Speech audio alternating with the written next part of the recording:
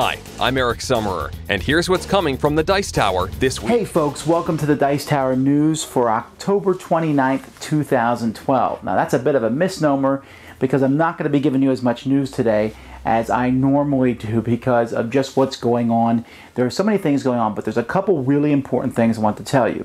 First of all, if you want to know, for example, about the Dice Tower Network news, please go to dicetowernetwork.com. You can click on each podcast there and see when they are. You can also always go to our main website, dicetower.com, and click on subscribe to all the podcasts, and so your RSS feed will just be updated each time a new podcast comes out. So there's that.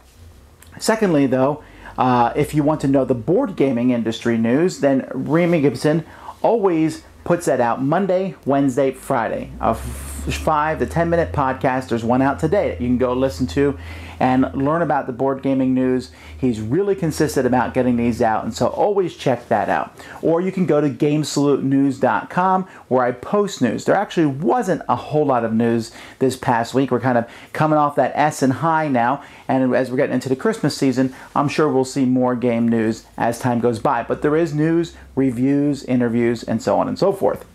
Okay. I did not do any reviews last week, even though I promised you guys 7 of them, and I'm really sorry about that. And so I'm just going to bite the bullet here and say that there's not going to be any reviews for me this week either. Ryan Metzler is going to do some. Scott Farrer is going to do some. We got one from the Chief coming. So we have some reviews coming your way. But this week is an incredibly busy one for me with some other things, which I'll mention in just a moment.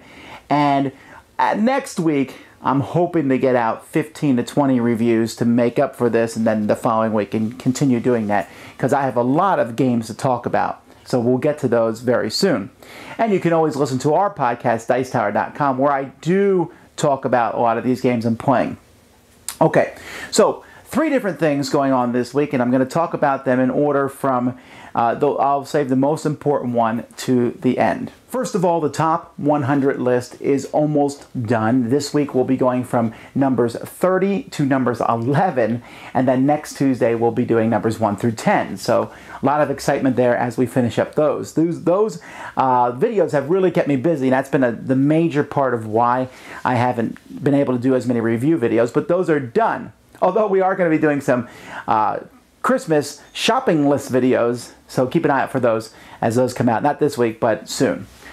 Secondly, last week there was some confusion. I just want to clear that up. There was a game that I previewed called The King of Crime. It's a card game by Dan Smith in which you have mobsters and you're trying to take different rackets that will show up on the board. It's a light, fun, quick card game where a lot of take that where you're playing cards back and forth. It's an entertaining little game, and it's not much longer on Kickstarter, so if you want to support it, go check that out now. But some people were confused because I think some people thought it was similar to my game, Nothing Personal, and they have the same theme, but the games are very different. King of Crime is a short card game, while Nothing Personal is a more in-depth, longer game about controlling gangsters.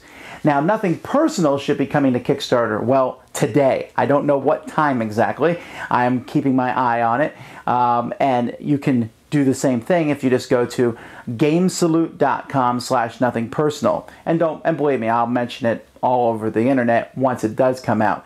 I've been putting up card previews for the past week, and I'll be doing that some more this week. So again, that's been taking up a lot of my time making videos and things for that. I'm very excited about that. But the third thing, and the most important thing, is coming up this Thursday, which is November 1st. On November 1st at BoardGameGeek.com, I'm going to be posting a geek list. Now, there are thousands and tens of thousands of geek lists that go, but this is going to be an auction geek list for the Jack Vasel Memorial Fund. Now, I run the Dice Tower Network and the Dice Tower Podcast, Dice Tower Videocast, and Dice Steeple, and all kinds of different things. The Jack Vasel Memorial Fund, I am the president of, but that is not the same thing. It's not even part of the Dice Tower Network. I use the Dice Tower Network to promote it. Jack Vasel was my son, or is my son. He was born November 15th, 2 years ago, and he got meningitis right after he was born. He died after fighting this off 2 months later in January. And the gamers were really encouraging to me and my family at that time. It was a really big deal, and I really appreciate it. So to honor my son and to honor gamers, we started the Jack Vasel Memorial Fund. And what we do is when a gamer has a time of need, something traumatic and dramatic or, just awful happens, we can be there and provide money that they would need right away without having to raise it. We raise it now so that we have it when those times come. And over the years, we've been able to help several families who've had big things happen to them. And on this Geek List, we hope to share a couple of the stories with you. Not everyone wants their story shared, and that's fine. We certainly honor privacy, but a few people have allowed us to share their stories, and so we're going to post those on that Geek List. So this is how you can be involved on that Geek List. Two ways. One is to put up things for sale. What you do is you put up the item for auction, someone will bid on it, then they will pay the fund. We will let you know once they paid us, and then you send them the item. So maybe you have games that you don't want anymore, and here's a way to get rid of them with the money going to a tax-deductible charity. Then at the same time, maybe you have something really cool, and this is a really good way to raise money for it. Maybe you're a designer and you have a signed copy of a game. Maybe you're a publisher and you can do something really neat. Some companies have really done amazing things in past auctions. And that brings me to the second part. You can go and bid. There's going to be some really cool stuff there. But when you bid on it, the money is going to charity. So that's really a win-win for you. And so it's a really big deal. This is an annual auction. We do this every year at this time frame, around the time where my son was born.